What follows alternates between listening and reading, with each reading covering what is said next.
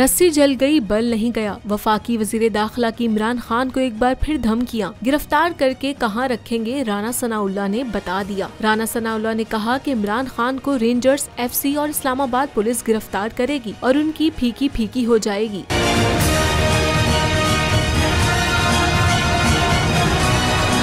इमरान खान को गिरफ्तार करके बलूचिस्तान की मच जेल में मिर्ची वार्ड में रखूंगा, जहां सियासतदानों को रखा जाता है। इन्होंने कहा कि अख्तर मैंगल ने वादा लिया है, इमरान खान को गिरफ्तार किया तो मच जेल में रखेंगे। काबीना मेरी बात पर तवज्जो देती है तो इमरान खान गिरफ्तार हो चुका होता और फितना सर न उठाता। राना सनाउल्लाह ने दावा किया कि इस वक्त कोई लॉन्ग मार्च नहीं है, मार्च बुरी तरह नाकाम हो गया है। लाहौर में 4 से 5 हजार लोग निकले हैं, उनके साथ अवाम नहीं।